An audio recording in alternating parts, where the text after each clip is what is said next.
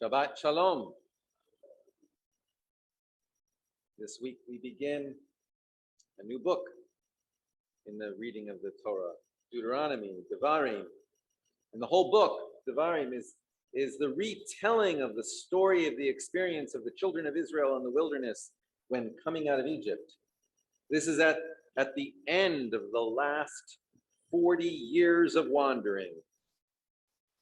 Moses gathers the people around, most of whom are young and did not experience this themselves, and tells them the stories that they will need to know and remember when they get into the land.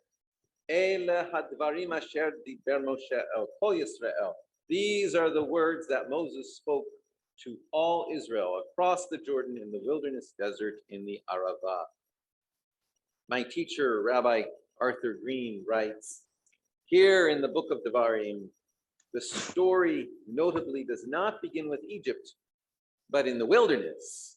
Here, the formative experience of the people is that of the wilderness journey. Moses is addressing the younger generation, those who grew up in the course of that journey. He wants to frame their story for them and to make it no less significant than that story of their parents. Moving on is a value we need to consider sometimes. We expend a great deal of effort on recalling the past, telling the old story. That is as it should be. But Moses may have come to feel that his Israelites were too enthralled with their own version of remembering Egypt. All those good things we had to eat there, maybe now they needed to be liberated from their memory of Egypt. This Parsha, and indeed the entire book of Deuteronomy, highlights the complicated practice of telling our people's stories. Whenever we tell and retell our story, there's always the possibility that we alter the story somehow. We may change our stories as we retell them, and when we tell our stories differently, we sometimes change as well in order to live out those new stories. Or sometimes we change our stories to follow who we now are, as opposed to who we were before. I once gave a sermon to a congregation about that, which I titled Following Our Tales, not T-A-I-L-S, but T-A-L-E-S. I was suggesting that communities tell stories of themselves in order so that the community understands who they are as a collective. Just like perhaps we as individuals tell our own stories in ways that help us understand who we are individually. Either way, our stories may morph into accounts of who we think we are, or we may find ourselves living out what we think our stories suggest we are. We become our stories, or our tales become us as we strive to follow the tales we tell. Asking ourselves at Temple Beth Shalom what our stories are may also then be an important exercise for us in the communal Cheshbon HaNefesh self-examination process that we've been talking about doing as we embark into the high holidays. One account that we read this week describes how it was decided to send out spies to scout out the land that the Israelites were approaching. We do see enough to suggest that the story is evolving with its retelling. We read in this week's Parsha, Moses saying, "And you came near me, every one of you, and said, 'Let us send men before us, that they may search the land for us and bring us back word of the way by which we must go up, and the cities unto which we shall come.'" Very little in the book of Numbers before that suggests that the people came to Moses and suggested that they send it out. Although Midrash tries to show that it could be so on the basis of the slightest of wordings. The consequences, though, are severe, again, as we read in this Parsha. And the spies, this is Moses telling the story to the next generation. The spies took of the fruit of the land in their hands and brought it down to us and brought us back word and said, "Good is the land which our God is giving us." Yet you would not go up, but rebelled against the commandment of Adonai your God, and you murmured in your tents and said, because Adonai hated us, God has brought us forth out of the land of Egypt to deliver us into the hand of the Amorites to destroy us. So I said to you, dread not, neither be afraid of them. Adonai your God, who goes before you, shall fight for you, according to all that God did for you in Egypt before your eyes, and in the wilderness, where you have seen how Adonai your God bore you as a man bears his son in all the way that you went, until you came to this place. Yet in this thing you do not trust Adonai your God. And Adonai heard the voice of your words and was angry and swore, saying, surely there shall not one of these men, even this evil generation, see the good land which I swore unto your ancestors. Whenever we retell our story, there's always the possibility that we alter it. And in this case, Moses says, Adonai was angry with me for your sakes. No talk about that rock that Moses hit.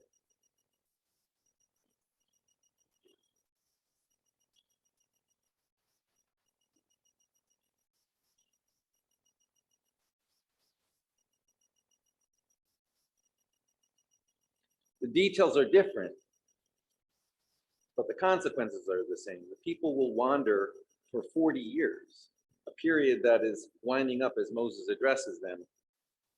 And according to Midrash, the events of the spies coming back happened on the 9th of Av. And the 9th of Av is this coming week.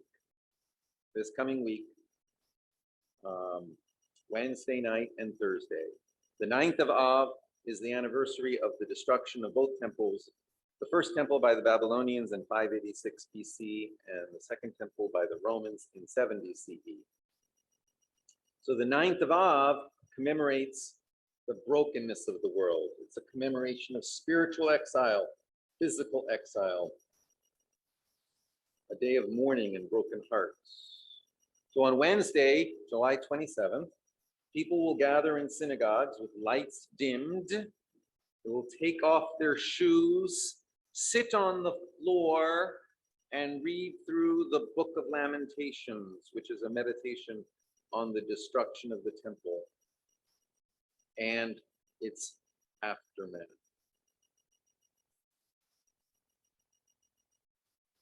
And then we're going to read the next morning yet another story. The next morning, we read from next week's Parsha, which will then be that week's Parsha. And that reading is as follows. When you have children and your children's children, and you shall have been long in the land, and should you deal corruptly and make a graven image, even the form of anything, and you shall do what is evil in the sight of Adonai your God, to provoke God, I call heaven and earth to witness against you this day that you shall soon utterly perish from off the land whereunto you go over the Jordan and possess it. And Adonai shall scatter you among the peoples, and you shall be left few in number among the nations where Adonai shall lead you away. And there you shall serve gods, the work of human hands, wood and stone, which neither see nor hear nor eat nor smell. And then we come to a turning point in the telling of the story. Having described how there will be destruction and exile and loss, the reading continues, but from there you will seek Adonai your God, and you shall find God if you search after God with all your heart and with all your soul. In your distress, when all these things are come upon you, in the end of days, you will return to God, to Adonai your God, and listen to God's voice. For Adonai your God is a merciful God. And it continues.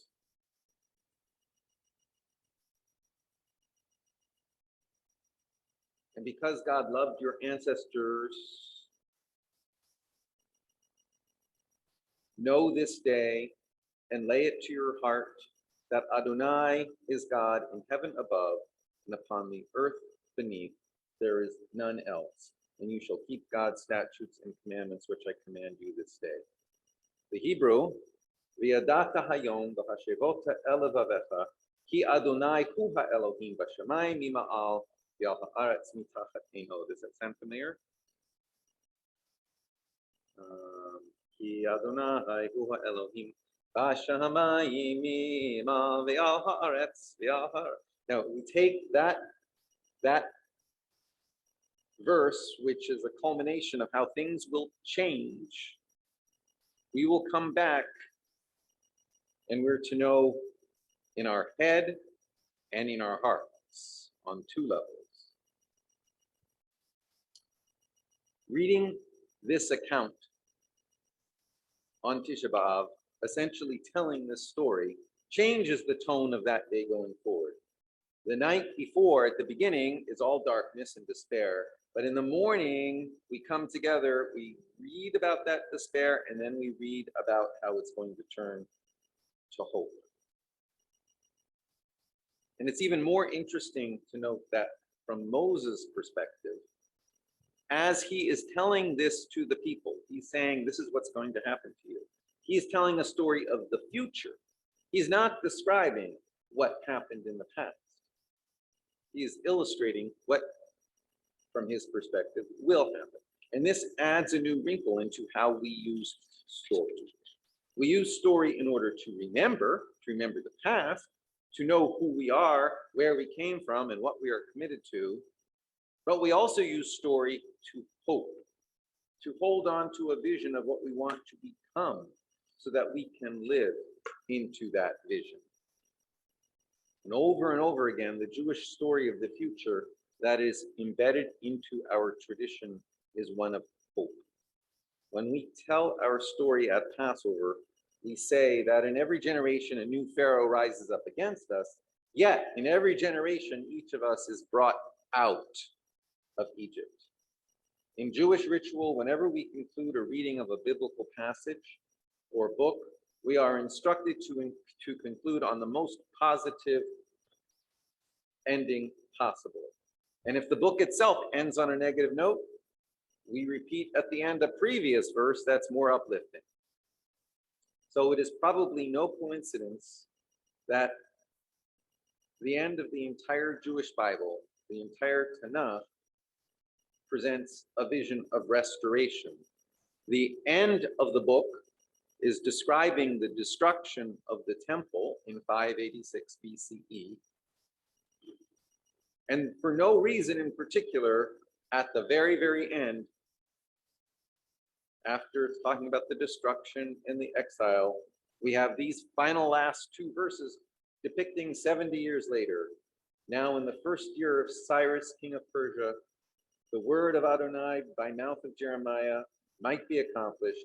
Adonai stirred up the spirit of Cyrus, king of Persia, that he made a proclamation throughout all his kingdom and put it also in writing, saying, thus says Cyrus, king of Persia, all the kingdoms of the earth has the God of heaven given me, and God has charged me to build a house in Jerusalem, which is in Judah.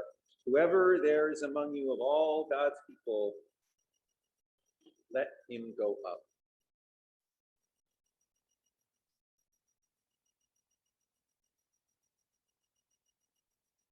We tell stories about how we remember our past, and we tell stories about what we hope for the future. We look back so we can remember where we have been and how we got to who and how we are now. And we look ahead to where we want to go so we can live out now in a direction towards hope. The instruction is kind of paradoxical. Look forward and remember, so we can know how to act now. This week I participated in another monthly meeting of a Jewish Christian dialogue study group I initiated in 2007. Not long ago, I read the comment that the act of interfaith dialogue can be understood as acting out a vision of hope. Religious traditions tell different stories about the end of days or the end of time. Some of those end of day stories are full of violence, fire, and brimstone in judgment. And some of those end of days stories inform the way some people live out their lives today, for good or for bad. The regular practice of interfaith dialogue and interfaith cooperation itself tells a story about the end of days or the end of times, but this end days story is not about violence or destruction. The practice of interfaith dialogue depicts an eschatology of harmony, an end of days, which is a time of shalom. Both our memory of who we and where we have been and our hopeful stories of where we are going inform who we are as Jews in the present moment. Let us act with knowledge of who we are and where we came from, and also act with the hope of who we are and where we want to go, letting heritage and destiny both pull us through. Shabbat Shalom.